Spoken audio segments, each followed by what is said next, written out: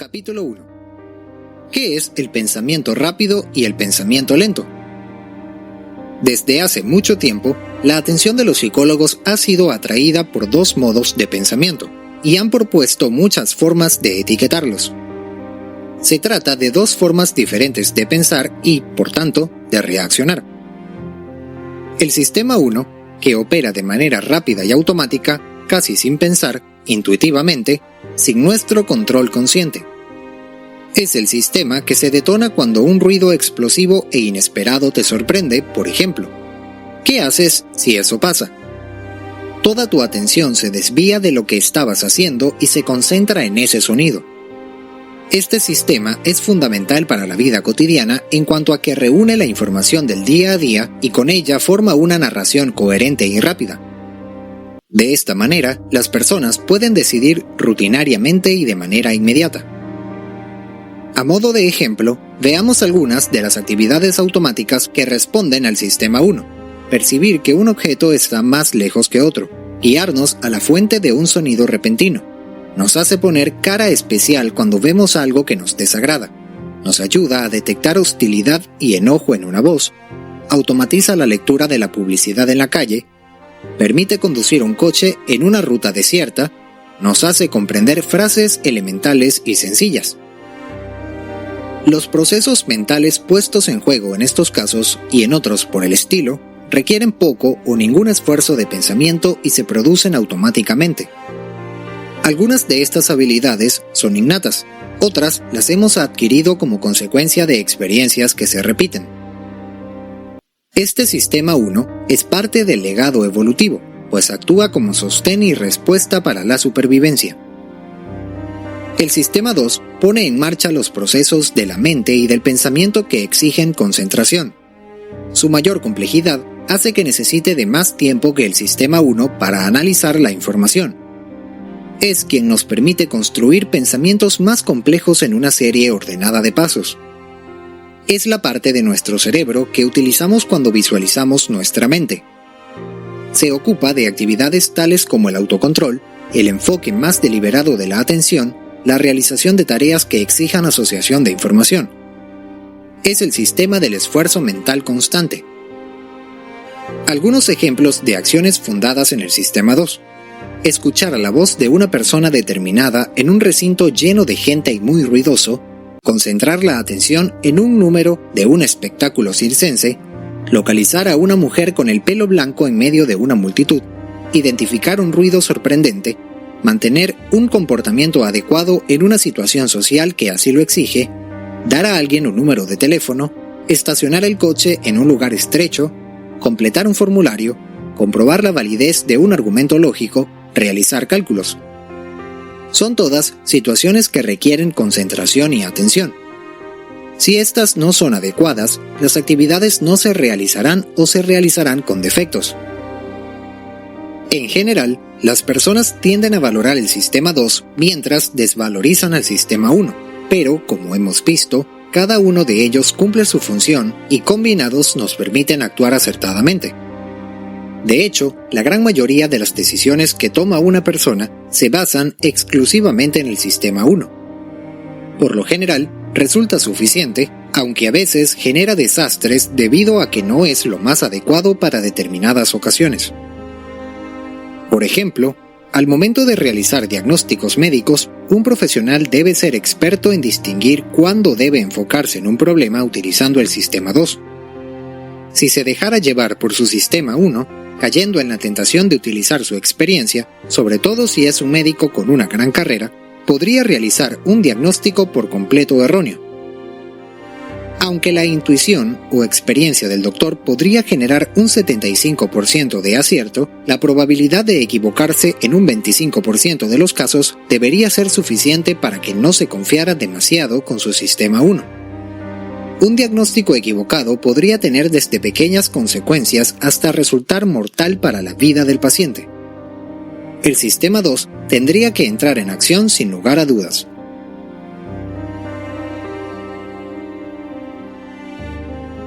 Capítulo 2. ¿Cómo conviven estos sistemas en nuestro cerebro? La relación entre estos dos sistemas determina nuestro comportamiento. Ambos sistemas están siempre activos mientras permanecemos despiertos. El sistema 1 actuará automáticamente y el sistema 2 normalmente se encuentra en estado de esfuerzo mínimo, hasta que algo lo despierta. Cuando todo transcurre normalmente en nuestra vida, el sistema 2 actúa cuando el sistema 1 no es suficiente y a demanda de este. De modo que cuando el sistema 1 encuentra alguna dificultad que no puede resolver, llama al sistema 2 para que encuentre el procedimiento o la solución. Esta división de tareas entra en el sistema 1 y el sistema 2 es conveniente para el ser humano, porque si funciona bien, minimiza el esfuerzo y optimiza la realización de la tarea. Sin embargo, en ocasiones, el sistema 1 puede conducirnos a error. Observemos el conocido problema de la bola y el bate para que puedas ver ambos sistemas trabajando. Un bate y una bola cuestan $1,10. El bate cuesta $1 más que la bola. ¿Cuánto cuesta la bola? El número que inmediatamente se viene a tu mente seguramente es $0,10. Es el resultado que te proporciona el sistema 1 automático. Resultado equivocado. Permite que tu sistema 2 se ponga en marcha. La respuesta correcta es $0,05. Si la pelota costara $0,10, el costo total sería $1,20, 10 centavos la pelota y 1,10 el bate. Lo que sucedió fue que el impulsivo sistema 1 tomó el control y respondió automáticamente confiando en la intuición. Percibió el problema como más simple de lo que en realidad era y, por tanto, asumió que podía manejarlo por sí solo, sin dar intervención al sistema 2. La cuestión del problema del bate y la bola responde a la tendencia humana al menor esfuerzo. Cuando usamos nuestro cerebro, cuando pensamos, tendemos a utilizar la capacidad mínima de energía posible para cada tarea. Es la ley del mínimo esfuerzo que se aplica en todos los ámbitos de la actividad humana. Como queda expuesto, el usar el sistema 2 es fundamental para la vida, especialmente en estos tiempos complejos en los que las apariencias nos engañan. Al evitar usar el sistema 2, nuestro cerebro está limitando la fuerza de nuestra inteligencia. Esta limitación se conoce como efecto anclaje, que tiene lugar cuando el sistema 1 realiza estimaciones automáticas, pero incorrectas, sin que entre la comprobación del sistema 2.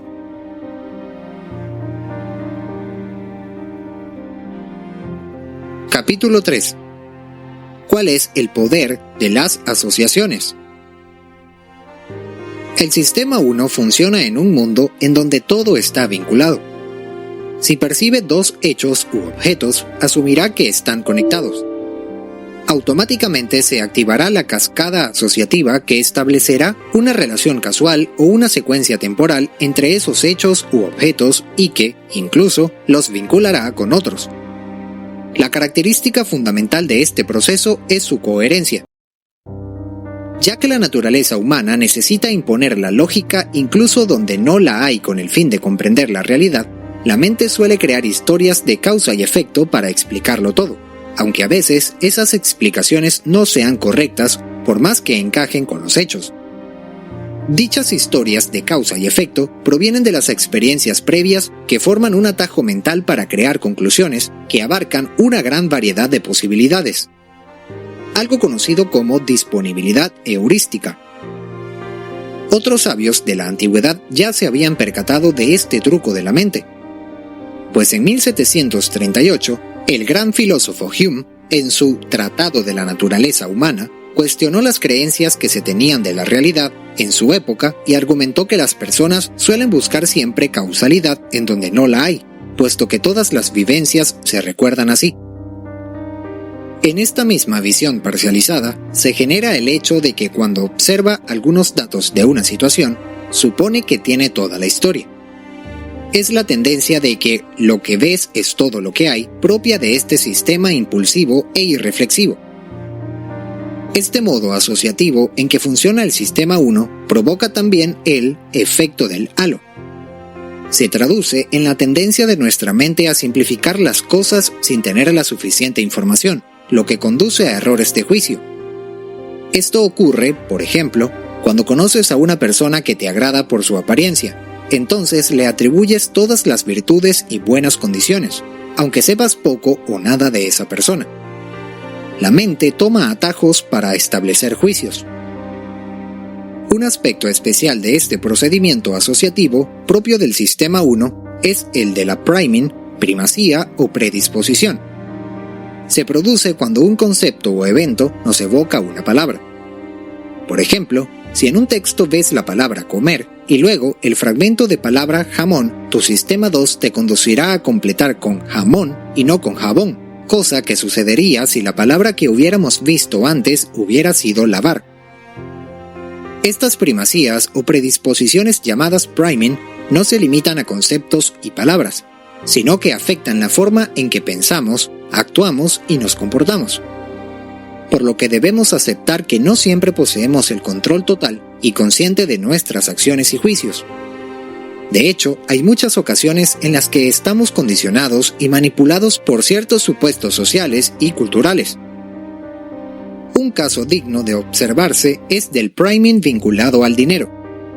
Las investigaciones han demostrado que la idea de dinero está asociada al individualismo y provoca el rechazo a depender de otros o a atender requerimientos de otros. Los hallazgos a este respecto muestran que vivir en una cultura que nos envuelve en cosas que nos recuerdan el dinero puede modelar nuestro comportamiento y nuestras actitudes de un modo egoísta y poco solidario.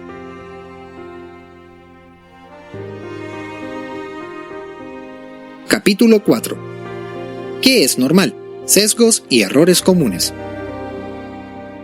Un rasgo esencial de nuestra naturaleza mental es la capacidad para la sorpresa. Es el indicador más sensible de nuestro modo de entender el mundo y de lo que de él esperamos. La función básica del Sistema 1 es elaborar y mantener actualizado un modelo de mundo normal.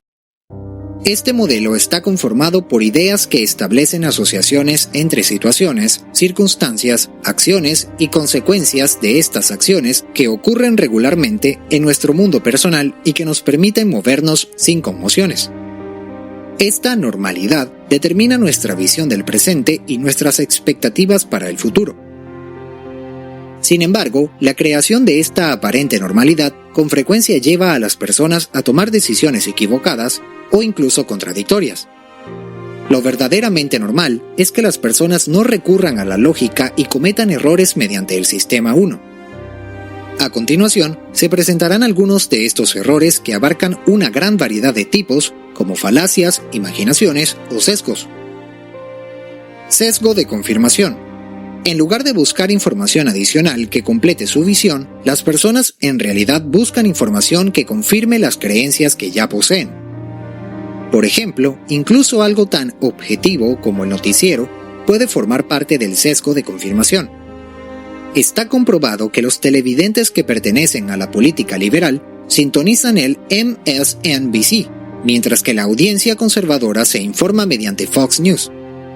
Los dos canales de televisión conocen perfectamente a su público y presentan las noticias de acuerdo con sus preferencias, haciendo que sus audiencias se sientan bien al creer que confirman que tienen la razón.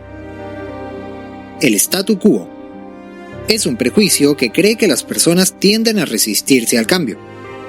A esto se debe la dificultad de llevar a cabo las renovaciones personales, como deshacerse de la ropa vieja o de los objetos que ya no sirven. Sesgo de retrospectiva. Hace que algunos resultados parezcan que eran obvios cuando antes de conocerlos no lo eran. Esto se debe a la falsa creencia de que la historia es inevitable, por lo que los resultados de unas elecciones políticas, por ejemplo, podrían parecer como predestinadas aun cuando antes de la votación hubiera incertidumbre. Simplificaciones exageradas. Simplificar los hechos ayuda a que la información sea más manejable, lo cual satisface la necesidad de coherencia que tiene la mente humana. El efecto halo. Cuando un padre minimiza o ignora la actitud problemática de su hijo, se debe a que una impresión positiva y general se suele poner por encima de las características negativas más específicas. Exceso de confianza. La duda y la incertidumbre causan incomodidad, por lo que las personas recurren a este error para poder restarle importancia a esas sensaciones. Efecto cebado. Se da cuando un determinado estado mental predispone a una persona a tomar decisiones que generen determinados resultados. Los niños, por ejemplo, suelen ser astutos y saben que el mejor momento de pedirle a su madre una golosina es cuando está de buen humor, por lo que su estado la predispone a cumplirles el capricho. Incapacidad de reconstruir el conocimiento. Es una limitación que impide que las personas valoren o evalúen sus propios procesos anteriores de toma de decisiones. La gente suele valorar exclusivamente si el resultado fue bueno o malo, pero no analizan los procesos que llevaron a ese resultado. El afán de la predicción. Las personas se obsesionan por predecir el futuro y con ello cometen un sinfín de errores. Una predicción jamás podrá ser completa y perfectamente acertada debido a que la esencia del mundo en sí es impredecible.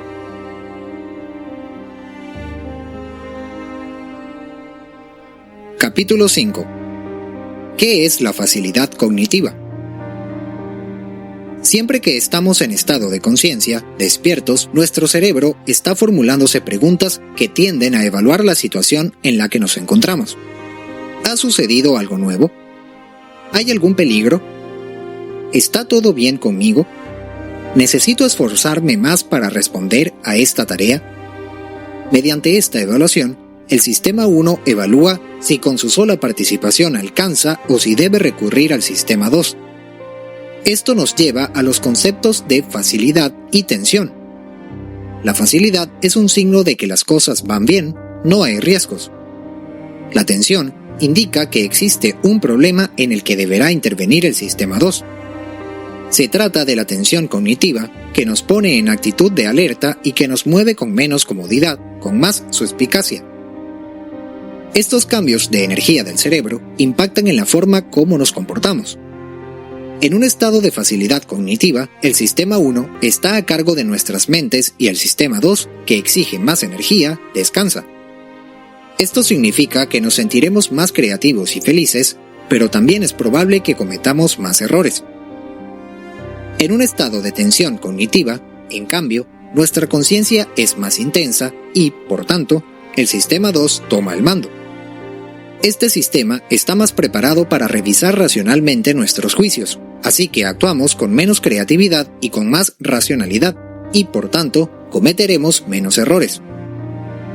Una trampa de la facilidad cognitiva es creer que, como podemos comprender el pasado a profundidad, entonces el futuro puede ser igual de comprensible y claro. La realidad es que el significado del propio pasado a veces nos elude y, si en verdad deseamos esclarecer el futuro, tenemos que limpiar nuestras creencias por más que se encuentren arraigadas en las experiencias previas.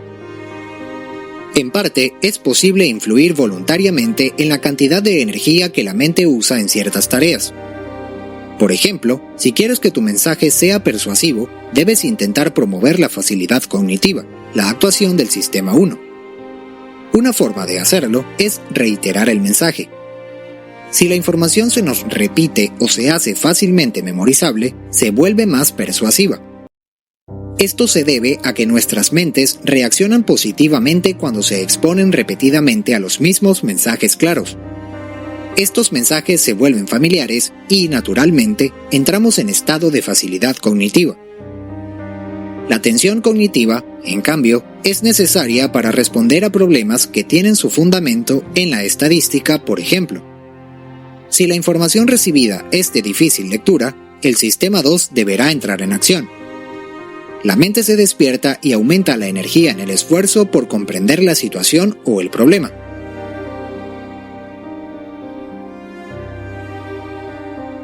Capítulo 6. ¿En qué consiste la realidad distorsionada?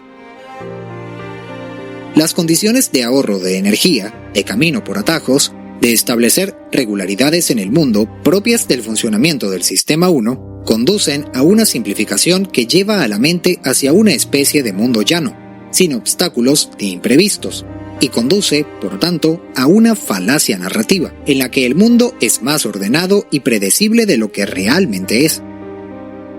La ilusión de que uno ha entendido el pasado lleva a la ilusión de que se puede controlar el futuro. Ambas son reconfortantes, pues reducen la ansiedad de la incertidumbre. Es así que, Confiados en un juicio coherente, aunque no necesariamente válido, construiremos en nuestra mente una historia también coherente que probablemente no es verdadera. La gente tiende a centrarse en algunos acontecimientos llamativos que ocurrieron en lugar de los innumerables eventos que no sucedieron, por lo que distorsionará la realidad y se mostrará optimista por las demás. Por ejemplo, cuando una persona cuenta historias en las que está involucrada, tenderá a sobrevalorar sus propios talentos en relación con los de los demás. Este optimismo intenso resulta útil en algunos casos, por ejemplo, en la economía, pues los empresarios e innovadores tienden a realizar nuevos emprendimientos, aunque las probabilidades de triunfo no sean estadísticamente favorables. En este sentido, las investigaciones muestran que a pesar de que la información estadística dice que aproximadamente un tercio de las empresas llegan a su quinto aniversario, más del 80% de los empresarios estadounidenses consideran que su capacidad para superar esa estadística es muy alta y que su posibilidad de fracasar es cero. Las ilusiones de validez y de aptitud que provocan el optimismo sin fundamentos se sustentan también en el poder de la cultura profesional. Las personas pueden creer en una afirmación, por absurda que sea, cuando se sienten respaldadas por una comunidad de creyentes con su misma mentalidad. Lo anterior se exacerba ante sentimientos más complicados como el arrepentimiento, el cual directamente potencia el deseo de deshacer el pasado. El propio autor experimentó esta situación en la década de los 80, cuando su sobrino murió en un accidente aéreo al formar parte del ejército israelí y justo una semana antes de que su servicio terminara. Kahneman se dio cuenta de la forma en que su familia lidió con el luto. Pasaban el tiempo imaginando situaciones hipotéticas en las que otro piloto hubiera sido el accidentado o en las que el sobrino hubiera terminado el servicio una semana antes.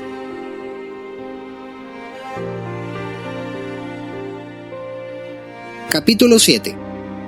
¿Cuándo recurrir a un experto? Los seres humanos poseen la creencia equivocada de que la valoración de un riesgo es algo objetivo, cuando en realidad no existe, pues es producto de la mente, la cultura y el contexto. Por lo tanto, el riesgo no puede medirse de forma precisa y se reduce a tan solo un concepto que ayuda a las personas a comprender y enfrentar el peligro y la incertidumbre. La idea de que el futuro es predecible se consolida más y más, alimentada por la facilidad con la que explicamos el pasado.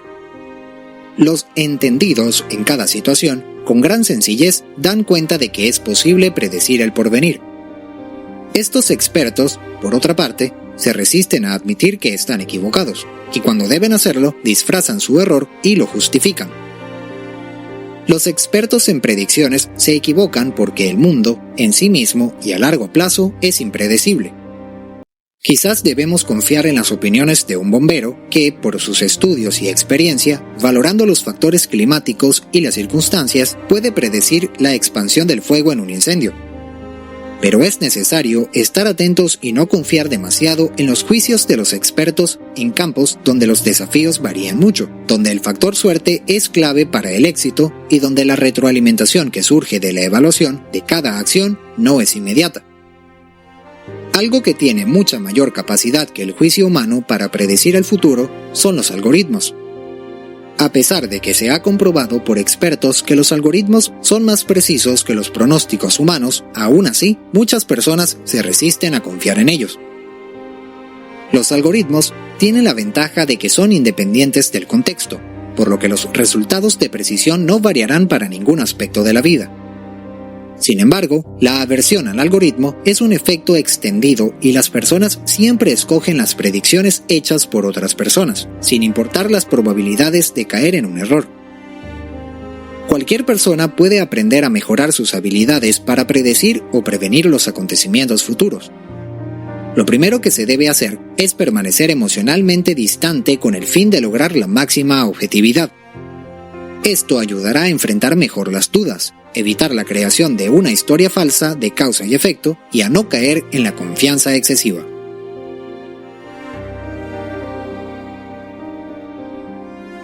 Capítulo 8. ¿Qué es la teoría de la utilidad? Durante algunos años, un influyente y reconocido grupo de economistas sugirió que tomáramos decisiones tomadas exclusivamente en base a argumentos racionales. En eso se apoya la teoría de la utilidad, que dice que cuando los individuos toman decisiones, se concentran solo en los hechos racionales y eligen la opción con el mejor resultado y la que menor cantidad de errores provoque. Usando la teoría de la utilidad, la Escuela de Chicago argumentó que los individuos en el mercado se convierten en ultrarracionales y valoran bienes y servicios en base a sus necesidades racionales.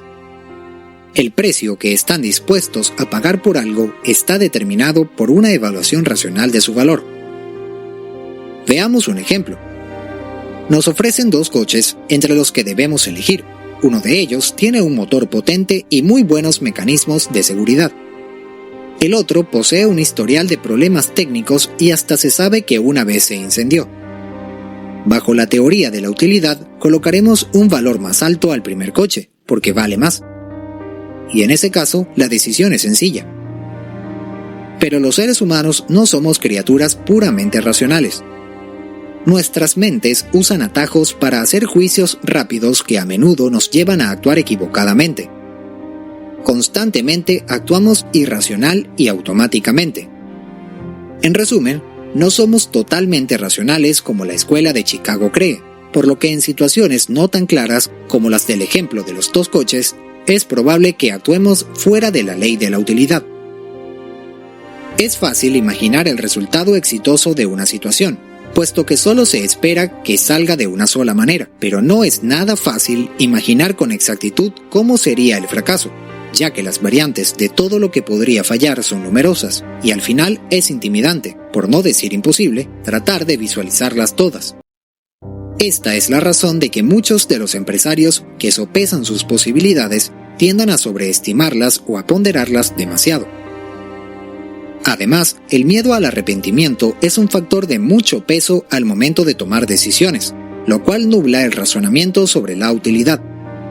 Las personas son más o menos conscientes de que, si un plan fracasa, el arrepentimiento las hará preguntarse acerca de una infinidad de posibilidades que pudieron haber escogido y que quizá habrían funcionado.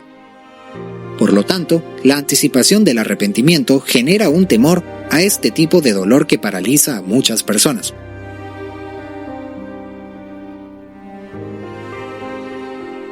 Capítulo 9. ¿En qué consiste la teoría de la perspectiva? Como se vio en el apartado anterior, la teoría de la utilidad en realidad no funciona para la gran mayoría de las personas, pues tendría que tratarse de un mundo ideal en el que las personas fueran racionales, conocieran sus gustos y, por lo tanto, tomaran decisiones en pos de esos gustos o intereses, lo cual los haría disfrutar mucho más de la vida. Una alternativa a la teoría de la utilidad es la teoría de la perspectiva, que según su creador, Daniel Kahneman, autor de este libro, se ajusta más a la realidad humana. Según esta teoría, las decisiones que las personas toman, aunque estén apoyadas por opiniones de expertos, dependerán en gran medida de la forma en que sean expresadas. Por ejemplo, es natural que la gente considere que un evento en realidad raro es muy probable si se expresa en términos de frecuencia relativa en lugar de como una probabilidad estadística. Veamos el ejemplo conocido como el experimento del Sr. Jones. El Sr. Jones era un paciente psiquiátrico y se valoraba la posibilidad de que pudiera ser dado de alta en el hospital en el que se hallaba internado. Se consultó a dos grupos de profesionales en psiquiatría acerca de si sería seguro permitir que el Sr. Jones se fuera del hospital. Al primer grupo se le dijo que pacientes como el Sr. Jones tenían un 10% de probabilidades de cometer un acto violento. Al segundo grupo se le dijo que de cada 100 personas con esa enfermedad, 10 cometen un acto de violencia. En los dos grupos hubo médicos que negaron el alta, pero en el segundo, la cifra fue casi el doble que en el primero. Imagina estos dos escenarios. 1. En uno se te ofrece la posibilidad de recibir $1,000 y luego debes elegir entre recibir 500 o tener la oportunidad del 50% de ganar otros $1,000. 2. En el otro, se te entregan $2,000 y debes elegir entre una pérdida segura de $500 o tener el 50% de posibilidades de perder $1,000, que implica también un 50% de no perder nada. Si actuáramos siempre racionalmente, entonces haríamos la misma elección en ambos casos. Pero no sucede así. En la primera situación, la mayoría de la gente decide tomar la cantidad segura, aceptar los $1,000, mientras que, en el segundo, la mayoría asume el riesgo. La aversión a la pérdida es la explicación. Otra forma de ajustar la perspectiva sería redefiniendo cómo pensamos acerca del placer y del dolor.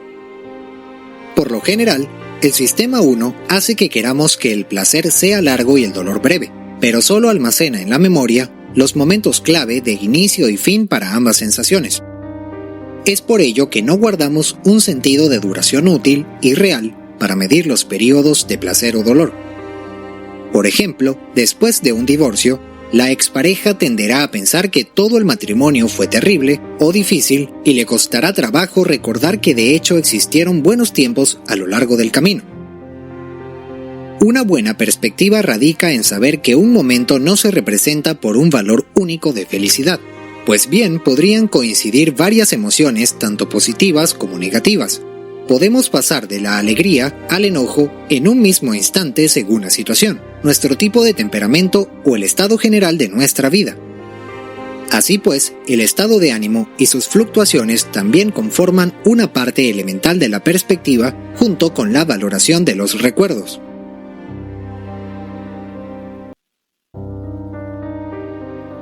Capítulo 10. ¿Qué es la aversión a la pérdida? El sistema de valoración que ponen en marcha las personas obedece en gran medida a la aversión a las pérdidas, que nos hace valorar subjetivamente pensando más en lo que perdemos que en lo que ganamos con nuestra decisión. Esta condición conduce, en ocasiones, a dejar pasar oportunidades muy favorables. Como muchas de las opciones que nos ofrece la vida contienen una mezcla de pérdida y ganancia, resulta muy difícil saber qué debemos aceptar o rechazar. Es uno de los conceptos que más ha aportado a la psicología de la economía conductual. Tiene su explicación en el contexto de los dos sistemas de la mente, y en un enfoque biológico y psicológico en el que la negatividad y la huida se imponen a la positividad y a la aproximación. Nuestro cerebro está especialmente preparado para actuar frente a una posible amenaza, pues posee un mecanismo diseñado para dar prioridad a los eventos malos, que responde al instinto de supervivencia. Las operaciones del Sistema 1 reflejan esta historia evolutiva y hace que respondamos con rapidez a amenazas, aunque sean imágenes mentales o puramente simbólicas, por ejemplo, ante palabras emocionalmente cargadas. Imaginemos que tenemos la posibilidad de dar un medicamento a nuestro hijo.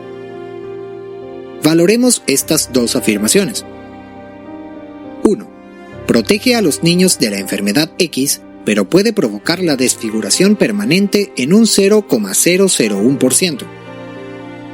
2. Uno de cada 100.000 niños que toman este fármaco se verá desfigurado permanentemente. A pesar de que ambos datos son iguales, la última afirmación provoca en la mente la aterradora imagen de un niño desfigurado y, por tanto, es mucho más influyente que la primera afirmación, por lo que nos haría menos proclives a administrar el medicamento. Este miedo al fracaso hace que las personas establezcan objetivos pequeños a corto plazo que los satisfacen momentáneamente, pero que les sirven de excusa para no establecer metas ambiciosas a largo plazo. Además, es común que una vez que hayan alcanzado un logro, sin importar cuán pequeño sea, las personas tienden a esforzarse mucho menos a partir de ese punto. Es inevitable que aquellos con el riesgo de perder luchen con más ímpetu que aquellos que solo pueden ganar, aunque esto no siempre es bueno. Si una persona se encuentra atrapada y desesperada entre malas oportunidades, será más propensa a equivocarse al tomar una mala elección precipitada con el fin de evitar la pérdida. Lo que podría haber sido una situación solucionable se convierte en catástrofe. En un amplio panorama de la aversión a la pérdida, existe una excepción. Se da el caso de algunas personas que persiguen la pérdida cuando ya han perdido suficiente y, lejos de alterarse, esto los hace más propensos a correr riesgos. Al parecer, todo mundo tiene un límite de pérdida y, una vez que se cruza, nos volvemos insensibles al temor. Sin embargo, esta reacción suele ser más frecuente en una de dos tipos de pérdida. Pérdida realizada es aquella que proporciona un cierre y que no tiene vuelta atrás. La pérdida ha sido un hecho. Por ejemplo, cuando se vende una acción devaluada. La actitud arriesgada suele ser mucho menor en este tipo de pérdida. Pérdida en papel es aquella que sigue abierta a las posibilidades aunque casi todas estén en su contra. Por ejemplo, aferrarse a las acciones devaluadas con la esperanza de repararlo es una pérdida inconclusa y fomenta una actitud de riesgo.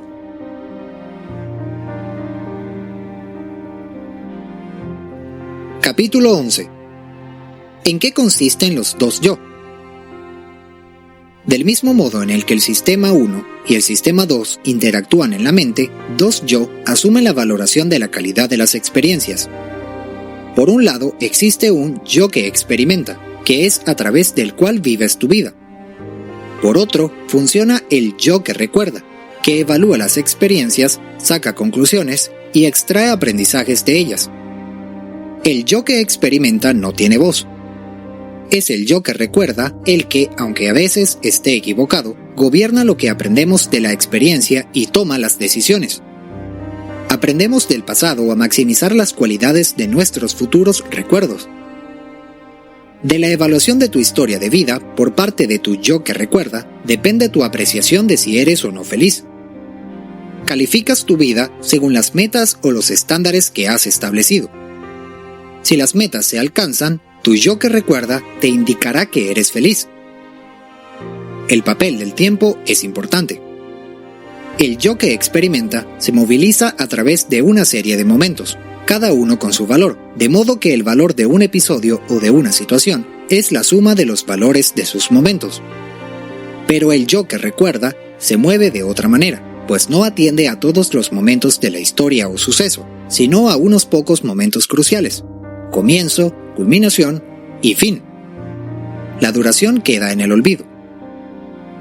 Estos dos yo se entrelazan con los dos sistemas mentales. El sistema 1 es quien construyó el yo que recuerda, pero su tendencia a sopesar las experiencias en pocos y claves momentos procede del sistema 2.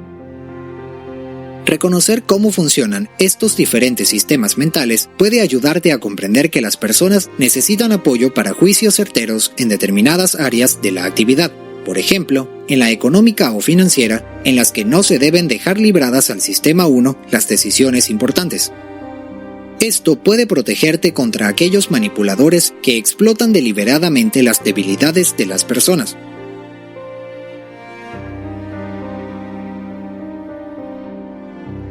Notas finales.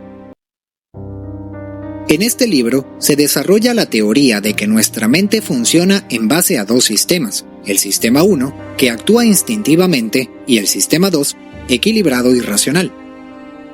Ambos impactan sobre nuestros pensamientos y comportamientos. Al igual que el resto de las funciones del ser humano, las mentales tienden a la economía del esfuerzo. Por tanto, nuestros cerebros intentan ahorrar energía. Inconscientes de esto, estamos expuestos a errores, porque confiamos en esas respuestas rápidas que nuestro cerebro nos proporciona. Activar el sistema 2 es fundamental, especialmente en situaciones de incertidumbre y de probabilidad de riesgos graves. Las trampas del juicio humano están marcadas por la falta de lógica, lo cual favorece los atajos mentales y la facilidad cognitiva en lugar de enfrentar las complejidades que la mente es capaz de analizar. Es así como la conciencia queda de lado y se vuelve más difícil evitar los errores en la toma de decisiones, por más evidentes que sean. La experiencia personal, la distorsión de los recuerdos y el estado emocional son otros factores importantes. Somos más propensos a utilizar lo que está más disponible a nivel superficial o lo que tenga mayor frecuencia, ya sean pensamientos, recuerdos o sentimientos que nos hacen crear historias falsas de causa y efecto que pueden tener un impacto negativo en la toma de decisiones. Debemos ser capaces de profundizar para encontrar la información más relevante según la necesitemos. Además, la valoración de los riesgos ante una elección es siempre subjetiva y jamás objetiva, ya que no solo los riesgos no existen, sino que suelen estar centrados en las emociones y no en la lógica. La valoración falsa del riesgo está ligada al miedo a la pérdida, lo cual puede llevarnos a evitar grandes oportunidades positivas por no sopesar lo que podemos ganar en lugar de lo que podemos perder. Para evitarlo, debemos reajustar nuestra perspectiva en la evaluación de opciones y en la evaluación de nuestra mente, incluyendo las creencias, los miedos y los sentimientos.